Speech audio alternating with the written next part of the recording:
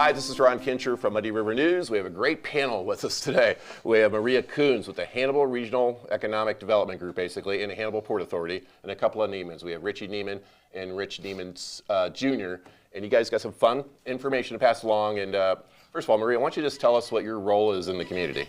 Absolutely. So I am the executive director for Hannibal Regional Economic Development Council, which is a regional economic development organization that provides, those services, those promotion, business development services for Marion and Rawls counties. So Hannibal, Palmyra, and then the counties at large.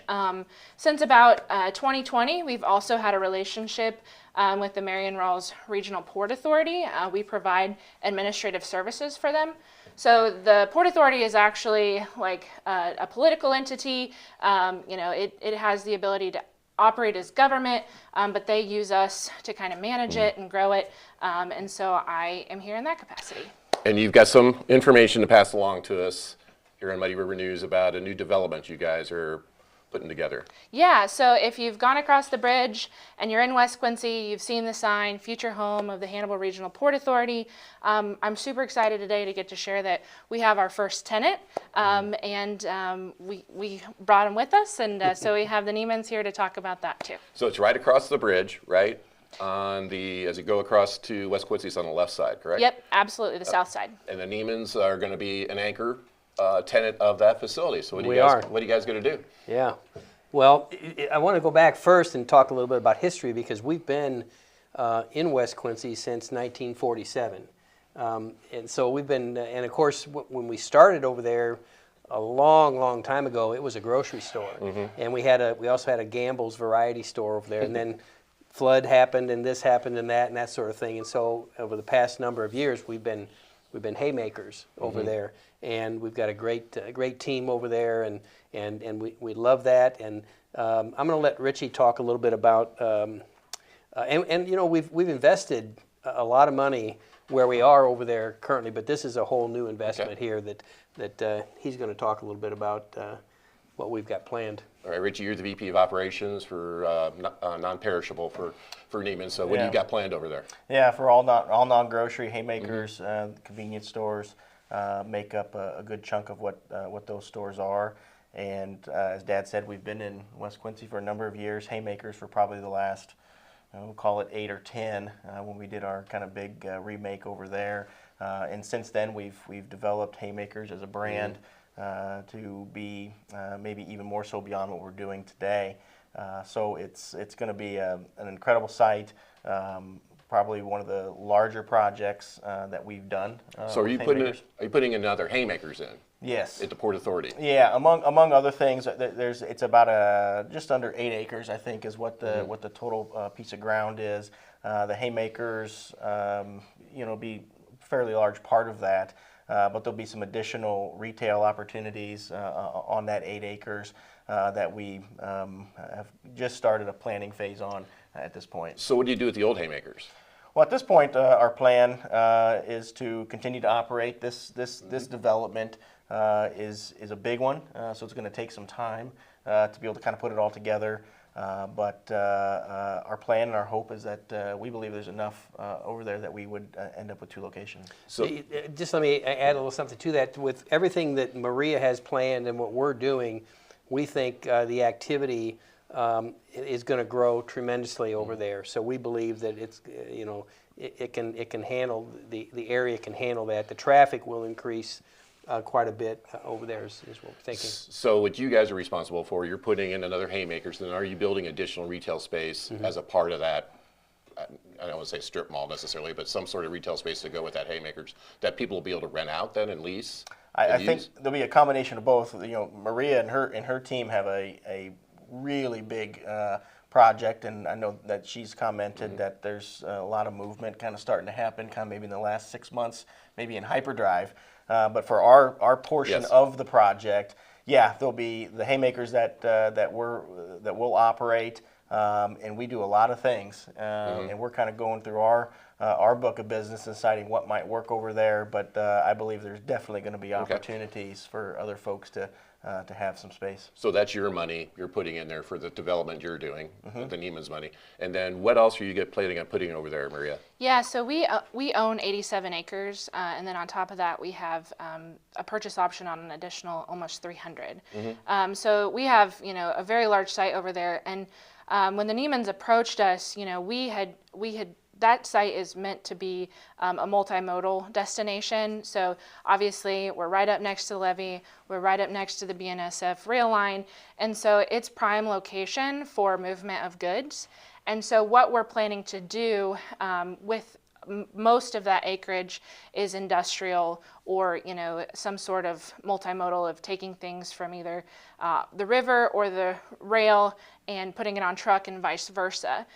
So when Niemann's approached us, we hadn't even thought down the path of retail, and so it was really fun to get to work with them and start thinking about, okay, how could this fit in with our vision for what we're trying to do, which is create a multimodal hub to service Northeast Missouri and a lot of our farmers, but still bring in something that is going to be very complementary to what we're doing, and that's what we feel this will be. So where's your money coming from? We're a mix. There's local money, and then we've gotten state and federal money as well too. So you mentioned multimodal. So if industries are interested in moving over there or starting something there, can they do that, or is it all going to be in businesses that are public type thing? No, we're openly promoting the site to both private and public tenants. So a lot of what this relationship looks like is, because we're a public entity, we have the ability to help those private businesses with some of that infrastructure development, because this site has been agricultural land, greenfield, for a very long time. And so part of what we've been doing, we purchased the site in 2022, and so we've been working on investing in all of that infrastructure and utilities so that when a private tenant approaches us, they don't have to carry that burden alone. So from an economic standpoint, how do you think this is going to affect both Quincy and the Missouri side of the river? I think any opportunity to grow that multimodal transportation is huge. We're looking like here in the 21st century, shipping rates just continue to go up, and companies that had previously never, thought about how they could utilize rail or river are starting to do that, or starting to focus more and more on that. And so it really makes us competitive. I talk to a lot of businesses that even if they don't currently have a rail or a barge component, they're interested in making sure that's an option. Is there a need in this section of the river for something like that, where people can stick stuff in the river and pull stuff out of the river? I have no idea what's along the rivers. Yeah, so we have a lot of river traffic already happening. Right. I mean, you can see that just if you look out here, you can see the barges, but we're continuing to see that grow. I think the upper Mississippi, so think north of St. Louis, is just continuing to become more of a destination for multimodal transportation. And so having this sort of build-to-suit option that we have in West Quincy is pretty special because we are seeing a lot of development, and we want the tri-states to be a part of that. You hear a lot around here about head of household jobs. The type of businesses that come in where people can get a job and raise their family and keep them here in Quincy. Is that going to be a part of this, you think, to Absolutely. those type of jobs will be created? Yeah, so obviously because we are, I'm an economic developer, and then I'm also, working for this public entity. For us, it's all about growing the economy and creating those head of household jobs, right? So when we look at projects that we want to come in there and how we support those projects, some of the first questions we always ask is, how much investment, and then, what does this look like from a jobs perspective? So those are very important. So who breaks ground first? Is it you guys, or is it stuff you're doing? Well, we currently, if you drive over the bridge, you can see there's some heavy equipment out there, and we received a grant a couple years ago to put in the beginning of a access road into the site. So we're moving earth from that perspective, but what Niemann's is doing is really going to probably be our first structure on the site. So when do you guys start? When's the shovel come out? Well, we're starting our planning process now. Architectural and engineering is starting right now. But the other things that are going to happen over there, of course, the new bridge is going to come to a head right in front of the site, and then I believe it's still talked about York in Quincy. So that all this is a lot of this is going to happen together. And we also have we spend a little time with MoDOT talking about the traffic over there, how that's so they're looking at that. You're about to take a look at a traffic study. Absolutely. So West Quincy continues to grow. There's so much potential, and we want to make sure that we're set up for success. I want to make sure that my industrial sites and my multimodal sites, those trucks that are coming in and out feel safe. They have easy access. So, there's just a lot of conversations going on right now about that. Have you guys, Niemann's, done anything like this before? Any place else? Nothing. Well, we've done, of course, Haymakers. I understand that, but this type of project. No, we haven't. No, it's a first for us. You guys are excited. Oh yeah, this is going to be very interesting, very fun. We're excited to do the planning process. What the Haymakers is going to look like, what the retail space is going to look like, and we're all trying to understand how much truck traffic is going to be there. But when you think about during the fall, think about all the grain trucks.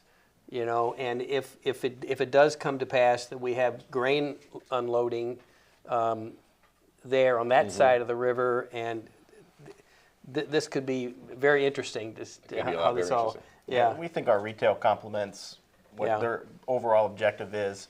We're going to support that in a big way. A big piece of real estate to accommodate, but still be, a friendly spot for, people filling up passenger vehicles and stopping in for convenience needs. I've been calling this project kind of the front door. So, we're really excited to have Haymakers and the Niemanns provide the front door to a site, and it's been a lot of fun. I'll say that. We've had a really good time getting to know them, and they have, I report to a board, right? So the port board has, had a lot of fun learning about this and going through the process. Maria Coons, Richie Niemann, Rich Niemann, thanks for coming in, sharing all this with us. Thank you. All right, I'm Ron Kincher with Muddy River News.